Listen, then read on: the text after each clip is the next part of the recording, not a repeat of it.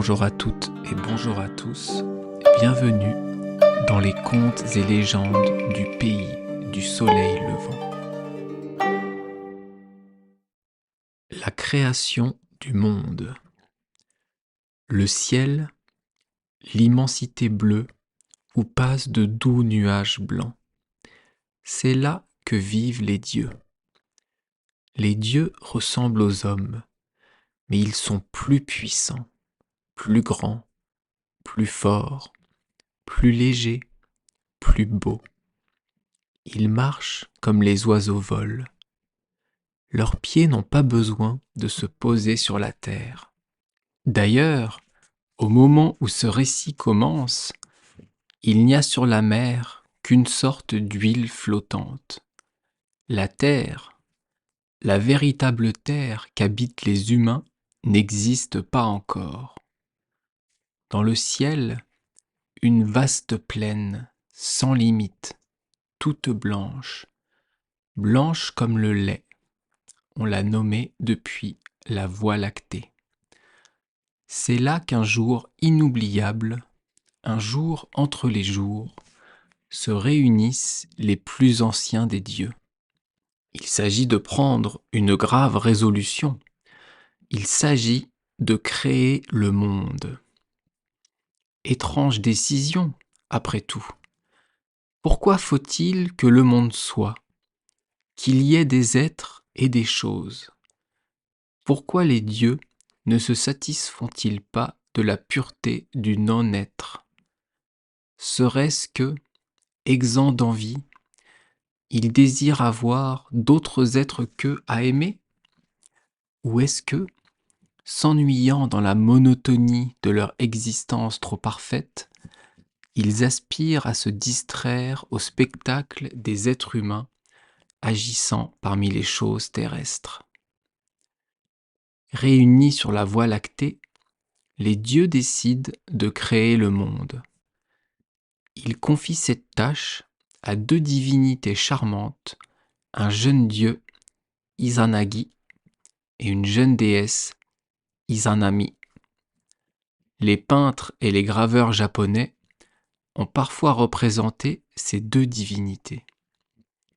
Izanagi apparaît comme un jeune homme fort et beau, aux longs cheveux, à la barbe abondante entourant tout le visage.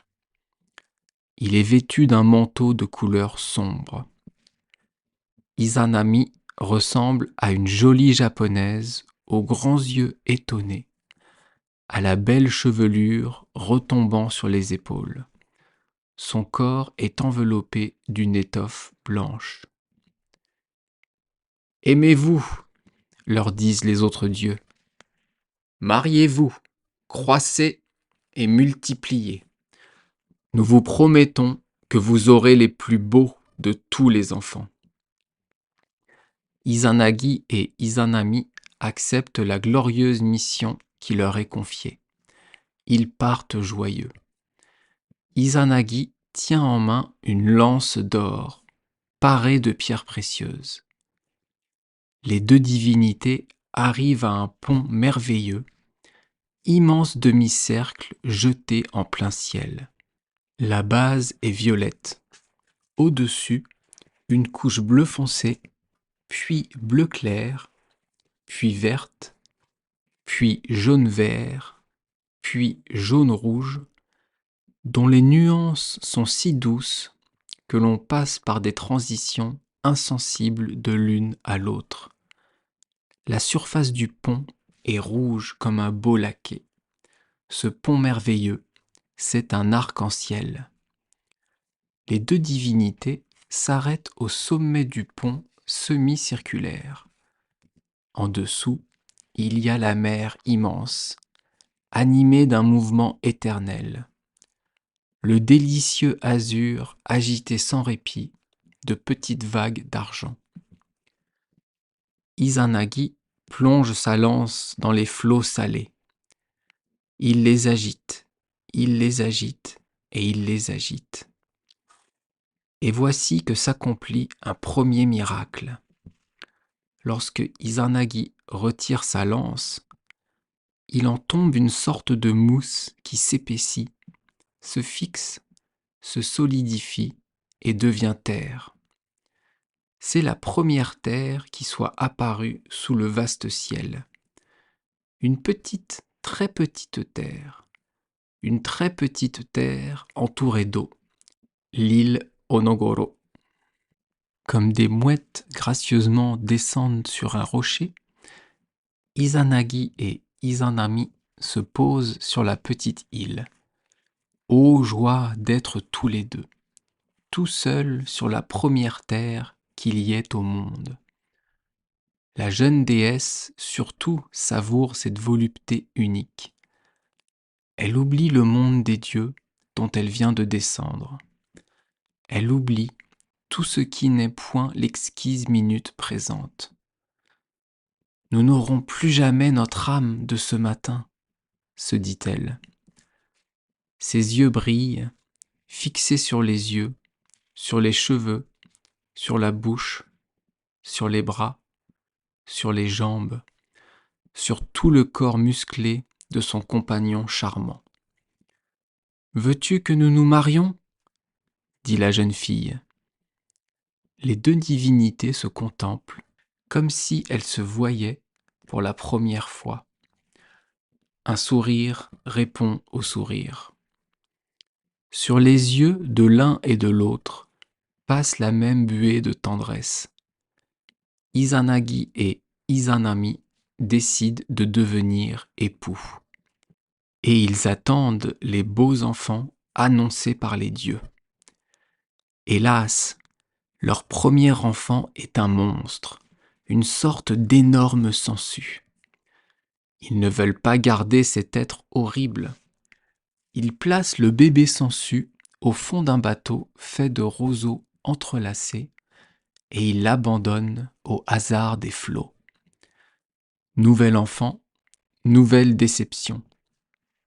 Cette fois, c'est comme une île d'écume, une sorte de monstrueuse méduse. Les jeunes dieux refusent de la reconnaître pour leurs descendants. Désolés, Izanagi et Izanami décident d'aller demander aux autres dieux l'explication de ce navrant mystère. Ils interrogent les plus vieux des dieux, ceux qui connaissent les secrets de la vie, ceux qui sont particulièrement chargés de maintenir les règles de la plus antique morale. Pourquoi n'avons-nous pas les beaux enfants que vous nous avez promis ? Les dieux leur répondent. C'est l'homme qui doit demander la femme en mariage. Telle est la volonté du ciel. Or, c'est Izanami qui a parlé la première.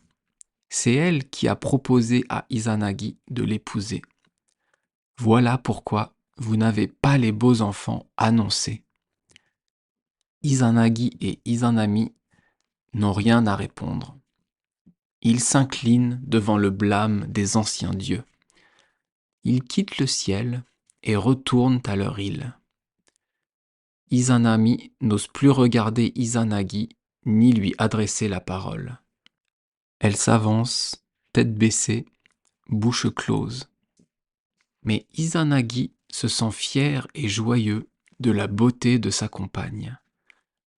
Il contemple avec délice ses cheveux, ses yeux, ses lèvres, ses bras, tout son corps si tendre.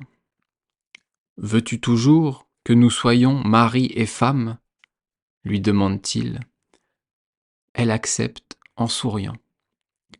Les jeunes divinités ont obéi aux anciens dieux. C'est l'homme qui a parlé en premier. De leur obéissance, ils vont être récompensés. Maintenant, ils ont de beaux enfants. Et quels enfants! Les plus beaux du monde. Car leurs enfants, ce sont les îles japonaises. Oui, les îles japonaises elles-mêmes, avec leur sol, leurs rochers, leurs montagnes, leurs fleuves, leurs pins, leurs cerisiers, leurs habitants, animaux et hommes, ce sont les enfants d'Izanami et d'Izanagi.